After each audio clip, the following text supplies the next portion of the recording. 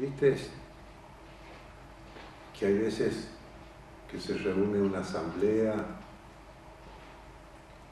y no se sabe cómo va a votar? Bueno, en los gremios, en las asambleas estudiantiles, que tienen una complejidad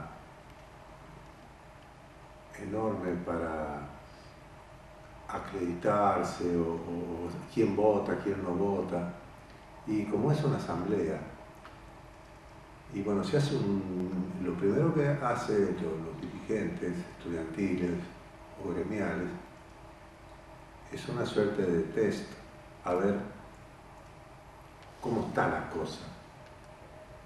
Y se provoca una votación por un tema aparentemente intrascendente, pero que formalmente llegue al corazón de los electores o a la pasión de los que van a votar. Entonces se pone un orden del día, por ejemplo, o sea, se pregunta a la asamblea cuáles son los temas del orden del día y se pone un tema conveniente o que de alguna manera divida a los grupos para saber cómo está en la votación. O se dice, por ejemplo, bueno, vamos a ver, la asamblea se va a hacer con un mantel, supongamos que un grupo le guste el color colorado y el otro el verde, es decir, se va a poner un mantel colorado, entonces los que les guste el verde van a votar en contra. O se dice, bueno, al iniciar la asamblea vamos a cantar una canción y se pone una canción partidaria de uno o de otro. Entonces la asamblea vota y vos ya sabes cómo está la asamblea, cómo va a ser el resultado. Y ahí es donde la asamblea funciona de una manera o de otra, según cómo estén los... Esto es en la práctica estudiantil, donde se convoca una asamblea y bueno, hay un número y vos no sabés cómo está la cosa. O los gremios suelen hacer esto. Bueno, y esto a veces se lleva a las prácticas políticas y a grandes decisiones. El kirchnerismo, la señora presidente, tiene bastante fogueo en la práctica estudiantil y de esto sabe. Así que lo que sucedió ayer en la Corte Suprema, esta votación, como hoy dicen muchos comunicadores, nada. Era una votación en realidad por nada. No se decidía, no iba a haber una decisión sobre la cuestión de fondo. Pero sí era una votación que señalaba, que marcaba, o que determinaba, o que mostraba, o exteriorizaba cómo está la Corte para tratar la ley de medios. Bueno, la Cámara Civil amplió la medida cautelar, que significa que no se puede comenzar a aplicar la ley de medios hasta que no exista una sentencia definitiva. Este era el tema, pero también está el otro tema, que el juez de primera instancia todavía no dicta sentencia. Entonces el gobierno y muchos opositores o comunicadores me parece que no están entendiendo cómo es la cosa. Dijeron, qué inexperiencia, cómo van a pedir un per saltum si todavía no hay fallo en primera instancia. ¿cómo van a plantear un recurso, un per saltum, cuando podría ser un recurso extraordinario? Y un recurso extraordinario no funcionaría con una medida cautelar. La Corte votó unánimemente rechazando in limine el per saltum.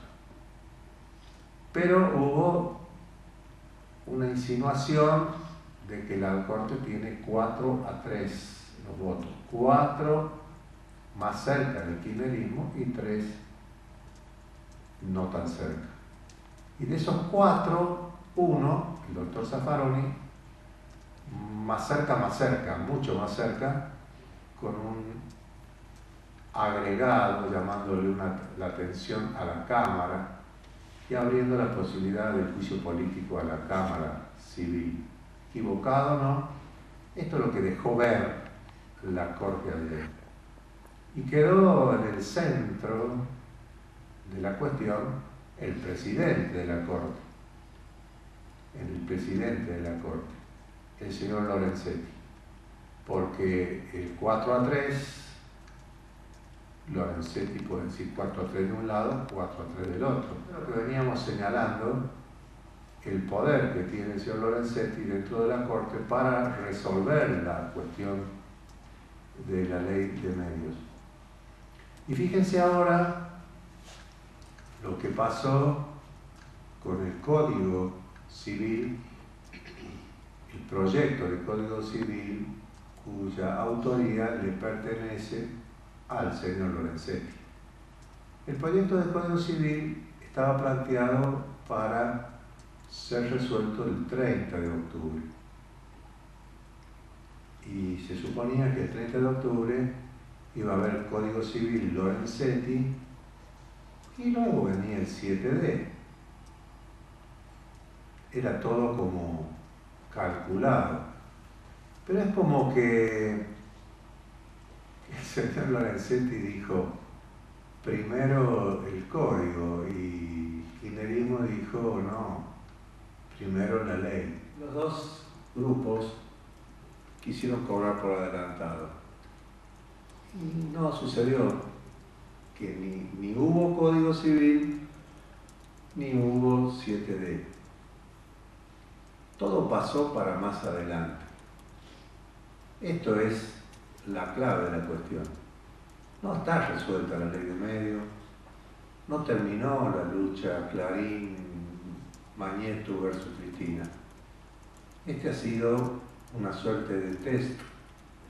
A ver, ¿cómo está la Corte?